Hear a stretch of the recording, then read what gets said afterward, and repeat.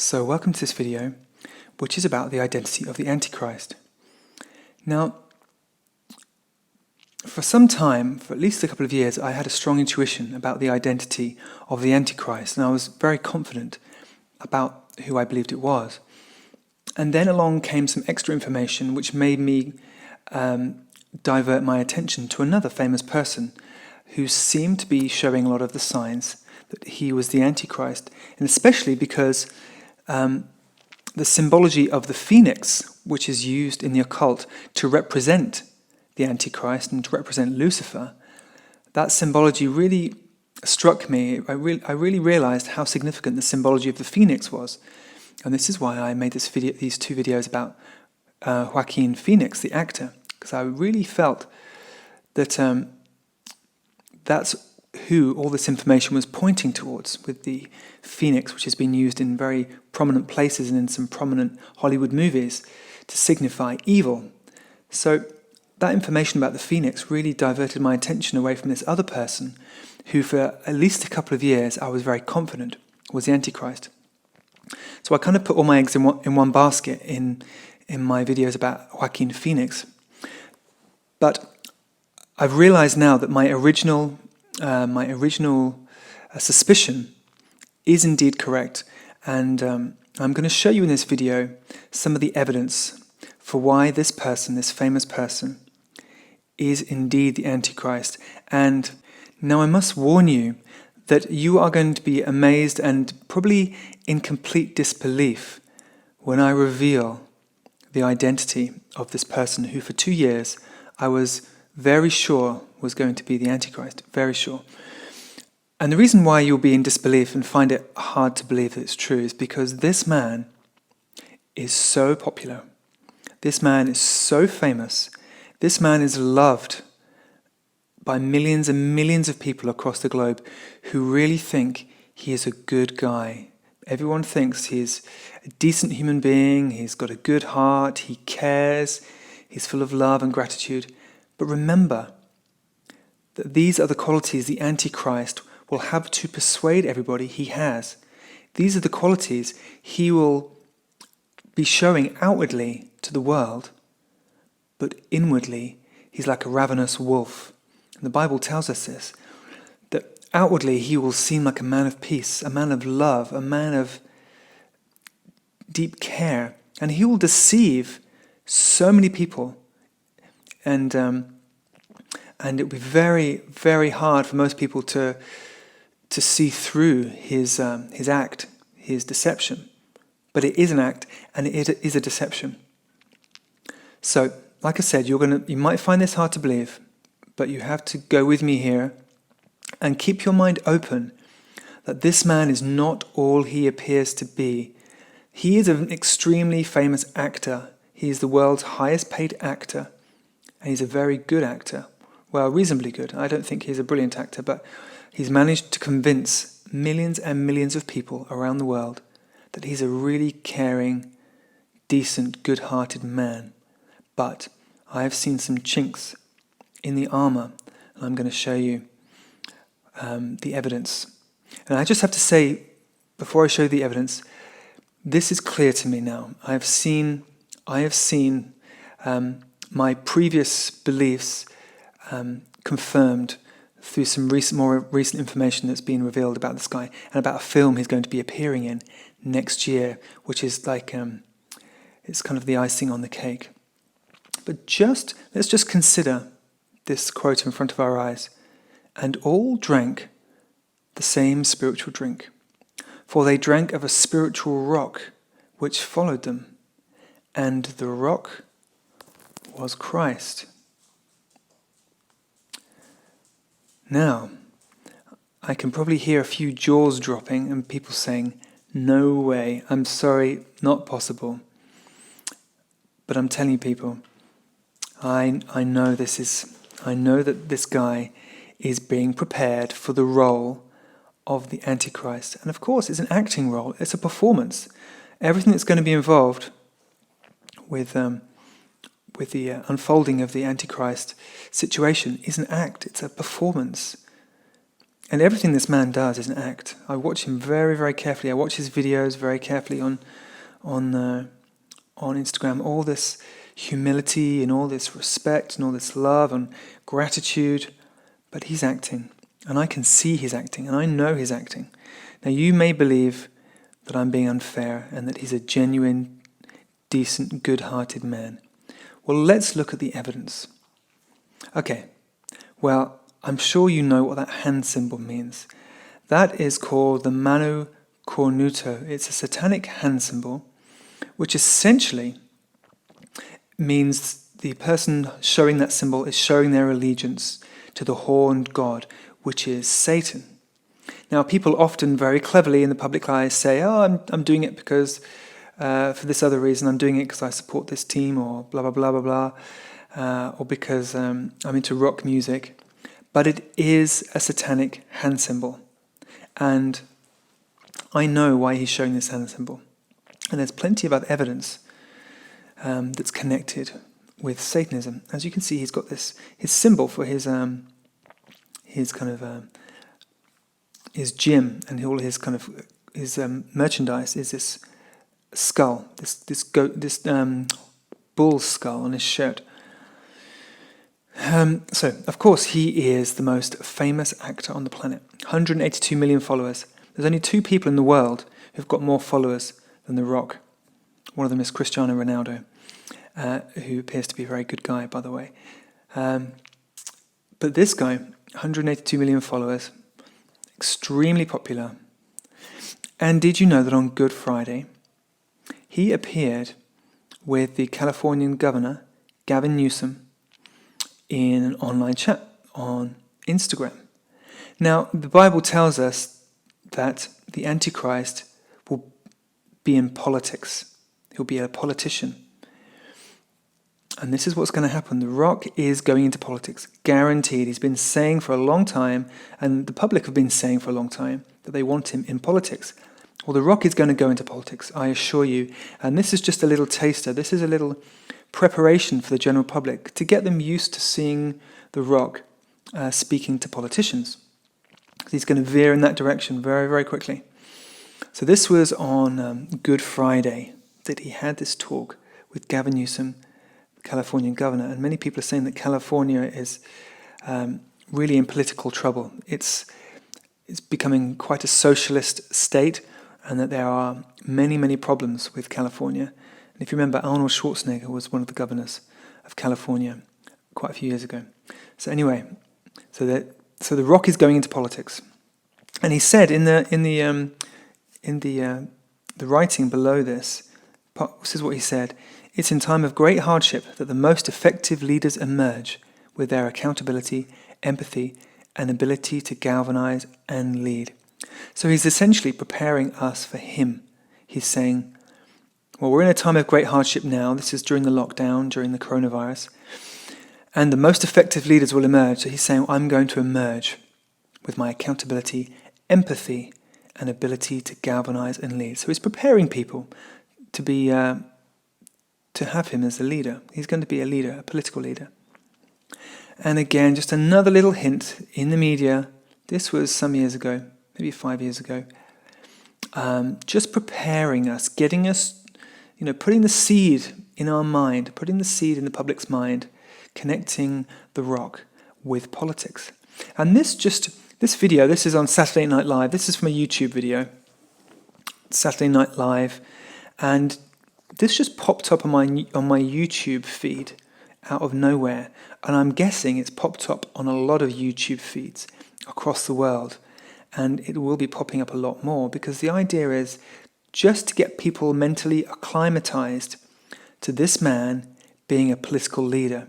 And so seeing him in the White House, or is it the Oval? I don't know, the Oval Office. Seeing him there, looking like Barack Obama, showing authority, showing strength, which he does in this clip, showing leadership abilities. It just gets people thinking, you know what, The Rock would be a great president. Well, just you wait and see, because truth is stranger than fiction. And I foresee him being lined up for the presidency, maybe in a few years, 2, 3, 4, 5 years. But you'll see. This is a tattoo that The Rock has. Quite a recent tattoo in the last few years, I think, last couple of years maybe. And look at this. This is a bull skull. Smashed, face is smashed. Look at that light in that eye. This is an evil symbol, ladies and gentlemen.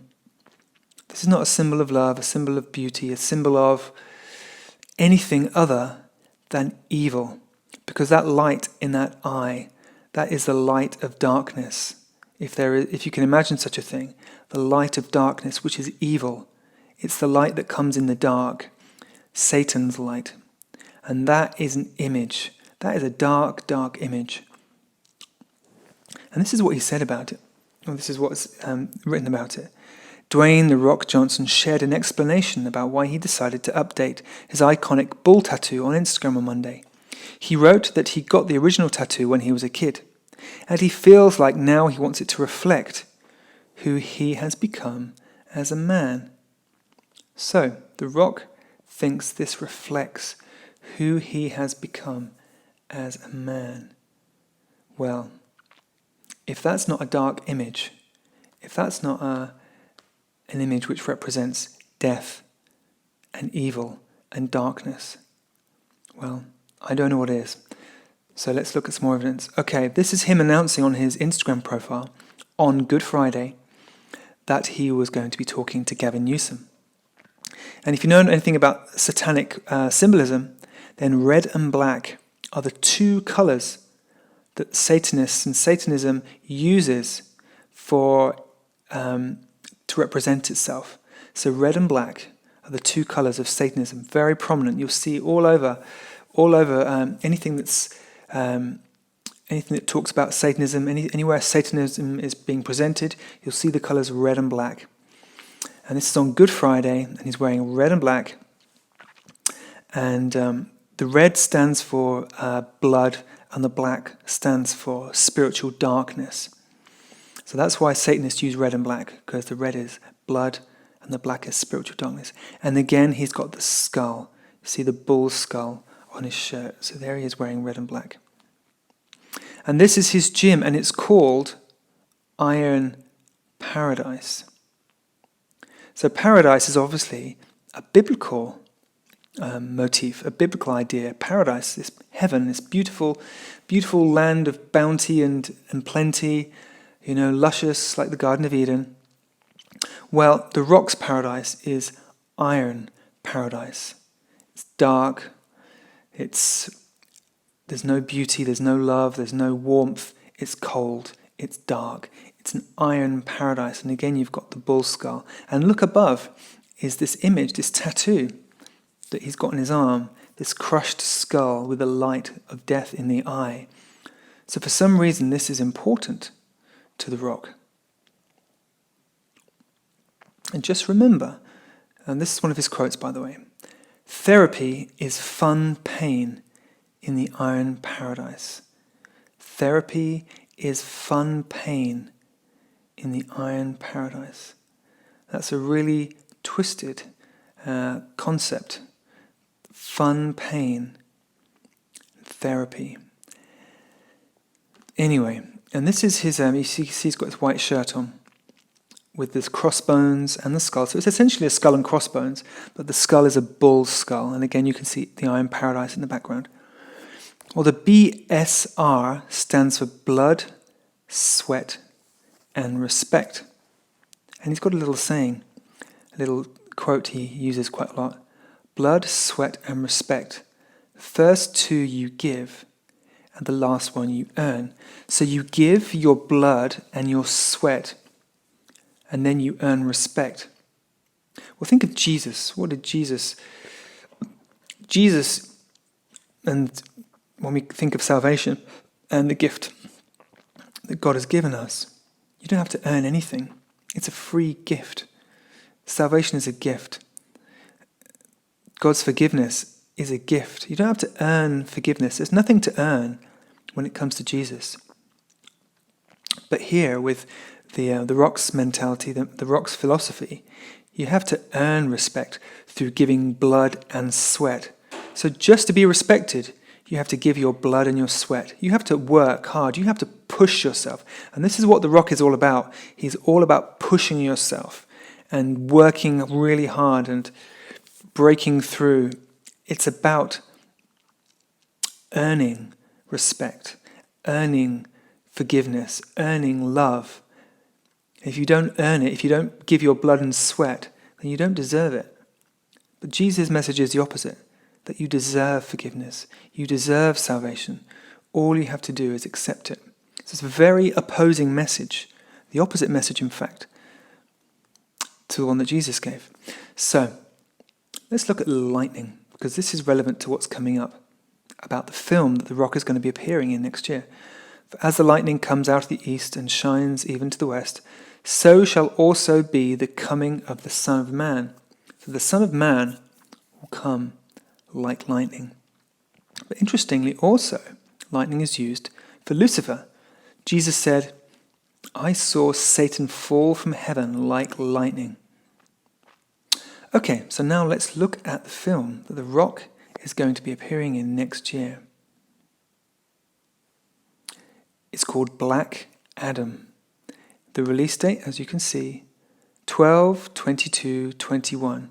So that's it basically reads the same way backwards. 12/22/21. 12/22/21. So that's a significant date. Okay, it's not just another date. That's a significant date because of the numerology and how all the numbers read the same way backwards. And look at the rock, Black Adam, coming down from the sky in lightning.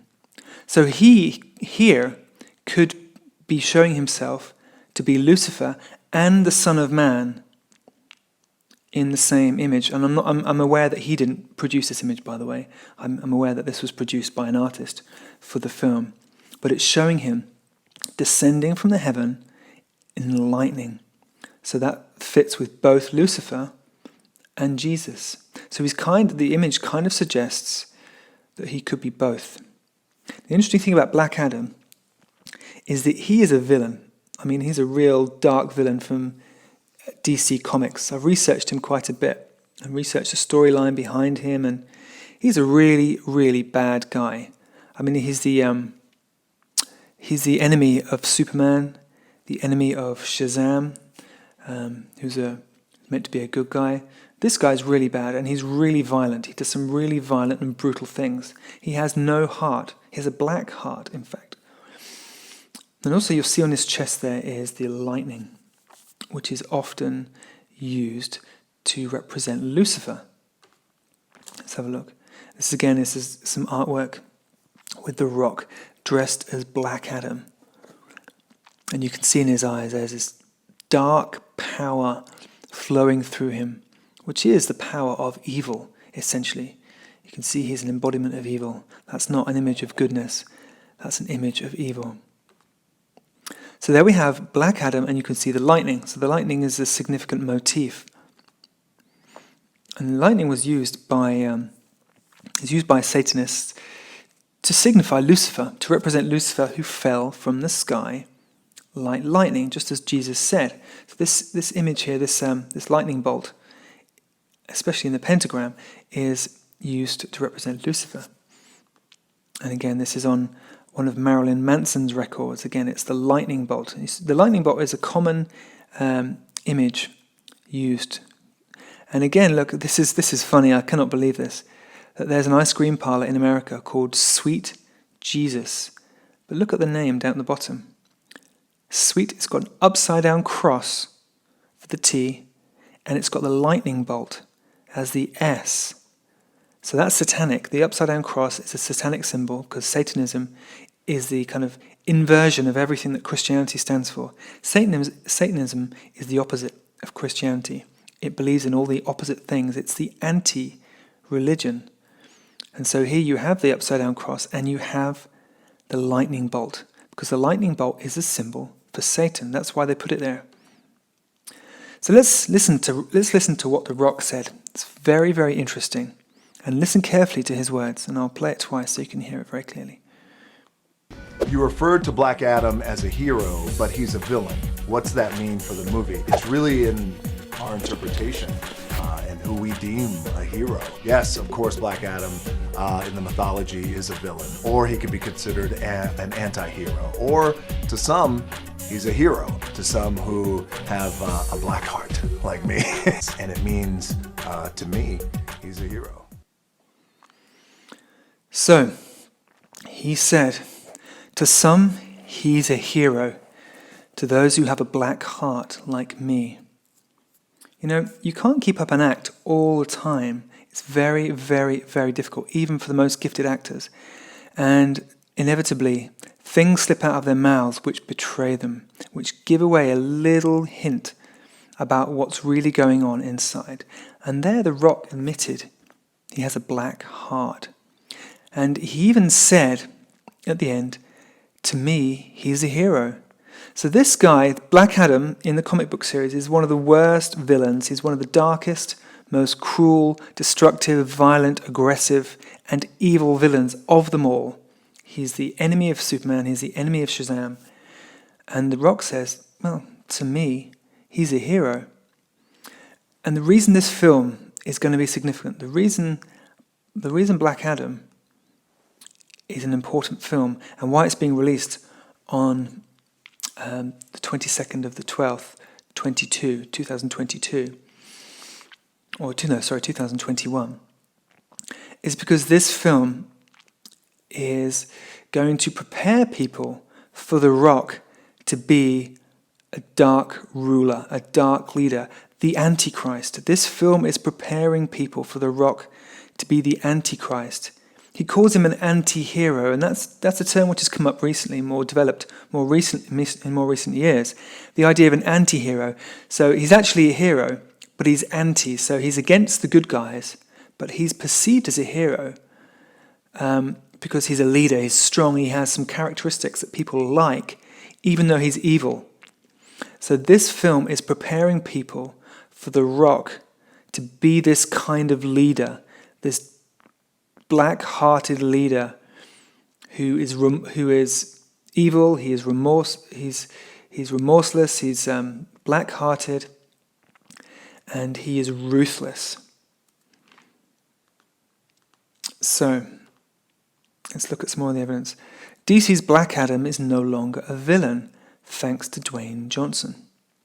Black Adam is a major villain in DC Comics, and he's a major, major villain. Very dark, very aggressive, very brutal. But Dwayne Johnson is already trying to turn him into a true hero ahead of the 2021 Solo movie. So Dwayne Johnson is trying to change the world's perception of what is a good person.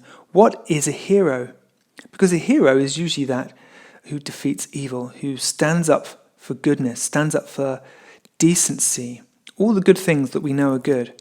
But now, with this character and with his commenting that this guy's a hero, that Dwayne Johnson is trying to change our perception, and this film is intended to change our perception of who the good guys really are, of who the heroes really are. So the idea is to get us to think that the hero is actually the bad guy. The hero is the one who's destructive, who's ruthless, who is heartless and uncaring. That's the hero that they want to paint for us. And that's the role that Dwayne Johnson is going to portray as the Antichrist. He is going to be a political leader. He's going to lead the people who all think he's a good guy. They all think he's wonderful. They all think he's caring. They all think he has the people in his heart. Yet he is deceiving them, and he has bad intentions. And he's going to change the perception of all the people who follow him. He's going to persuade them that it's right to be cold, brutal, heartless, and essentially evil, because that's what happens. It says in the Bible that halfway through the tribulation, the Antichrist reveals his true black-hearted nature. So everyone's going along thinking, this guy is really good, this guy, he cares, he wants to make a difference. But halfway through, he reveals that he is actually a villain. He is cold-hearted, black-hearted, and has evil intentions. And this is exactly what this film is preparing people for. This film, released on this significant date, the worst supervillain in the DC Comics who is now being portrayed as a hero and who is going to be fighting the good guys. I mean, Superman will not be in his next film, I don't think. But the idea is that you turn the good guys into bad guys because you show Black Adam you generate sympathy for the bad guy. You get people liking the bad guy because everyone likes The Rock. So if they see The Rock in a film, they're going to be rooting for him. They're going to want this guy. They're not going to hate him because they like him as a human being. So they're going to be rooting for The Rock and actually wanting him to defeat the good guys. You see how that inverts everything that we instinctively know is right. Instinctively, everything we instinctively want, which is that goodness overcomes evil. Well, this is going to be turned around with this film, I promise you. I know what's going on here. And it's all a foreshadowing of what The Rock is going to do when he comes into his political position and he starts leading people and he starts making big decisions. Then he is going to follow a similar course as this film is portraying. And this is a dark image. Look at this. This is Black Adam on the throne in a very dark setting. And look, Superman is bent over by his side with his head bowed, and Black Adam has his hand on Superman's head. So who does Superman represent in this whole thing? If you were looking at this film as like a metaphor for what's going on in the world, well, Jesus is Superman. Superman represents Jesus, the good guy, the strongest, most pure-hearted, perfect person. Superman, the hero, the ultimate hero. Superman resembles Jesus or represents Jesus. And here we have The Rock looking powerful, looking dark, on his throne with his head pushing down the head of the good guy. So basically this image says evil has won. Evil has overcome goodness. And now evil rules. Evil sits on the throne. And this is a dark age. Welcome to the dark age. And interestingly enough, that the book, the story that Black Adam is being based on, is a story called Black Adam: Dark Age, which is where Black Adam tries to bring about a new world of darkness, a new age of darkness. And this is exactly the plan with The Rock. I promise you, you might think I'm crazy, you might think I'm speculating, you might think my arguments are very tenuous, but I promise you, I really know what's going on here, and I really can see how this film is being used to prepare people to support the dark agenda and to be against the good guys. Now this is Shazam, so the Black Adam is the kind of anti-hero. He's the enemy of Shazam. Now, of course, this is the film Shazam. This isn't the cartoon of Shazam. So this is the character who's basically, he starts off as a little boy called Billy Batson, and he gets the power of a wizard, this amazing power, and he just has to say the word Shazam, and he turns into this superhero. And he's an incredibly strong, incredibly powerful superhero, and he's really the good guy. He's the one you want to win. But what this film has done, what the film Shazam has done, is paint him in a really kind of unlikable, kind of goofy, uncool light. So, in fact, this is Shazam, and these are all his hero friends. And just look at them. Look how they've been portrayed. Geeky, uncool, essentially, in a way that makes you think, well, I don't really like these guys. I don't really dig them. They're meant to be superheroes, but they're too squeaky clean. They're too pure. They're too young looking. There's something about them. They've been portrayed in a way which is not meant to make them appealing, or not make you give your support to them. And the reason that is, this is another image of Shazam looking very goofy and looking uncool. The reason is because in the film Black Adam, the film is meant to make you want Black Adam to win. The whole purpose of the film Black Adam is to generate a desire in the people who watch it for the evil guy to win, and not the good guys, because the good guys are being painted. These are the good guys. The good guys are being painted as, I don't know, undesirable, squeaky clean, goofy, uncool, And to be honest, they look like the kind of guys who'd be Christian. They kind of look like Christians. If you could just imagine them in suits and holding a Bible, you can kind of imagine these guys are Christians. They kind of have this kind of clean-cut look that Christians often have. And that's not a criticism of Christianity, but this is not accidental, okay? They've been shown in this squeaky clean way to generate sympathy for the bad guy. So just another image. Again, this, he looks goofy, he doesn't look cool, you kind of don't really respect him because he's a bit vain, he's not cool, And so people are going to think, I kind of want Dwayne Johnson to win. Look at him.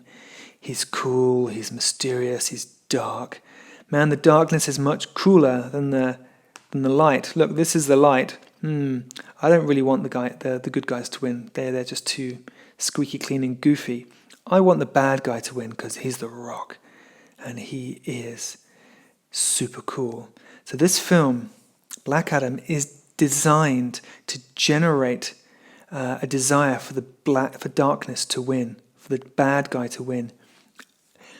And it's also designed to prepare people for the Rock to take the role of the Antichrist. And I just want to go back to that quote right at the beginning. And all drank the same spiritual drink, for they drank of a spiritual rock which followed them, and the rock was Christ. So Christ was known as the Rock, and the Rock is known as the Rock, to state the obvious. Now, this isn't just something which has just come along recently. This has been prepared for a very, very, very long time. I don't know how long, but he's called the Rock. And again, it's just another link, because the Antichrist is the guy who people think might be the second coming of Jesus. People will be convinced or persuaded or maybe just encouraged to believe that this guy is the second coming, or that he is the Messiah for the Jews, that he is the Imam Mahdi for the Muslims, and he is the Bodhisattva for the Buddhists. I mean, there's another video I'm going to make about the world teacher who's being supported and funded and brought into the mainstream by the United Nations, because the United Nations have an agenda to reveal the new world teacher who is going to be promoted as being the savior for the world, who's going to change everything, who's going to lead us into this bright new era of peace and kindness and all the good things that we want. This man is going to be the one who shows these things, who shows these qualities, who persuades us that he really, really cares, and that when he's in power, man, big change is going to happen. And you can see it. You can imagine him in a suit in the White House. Who is going to argue with him? Who is going to stand in his way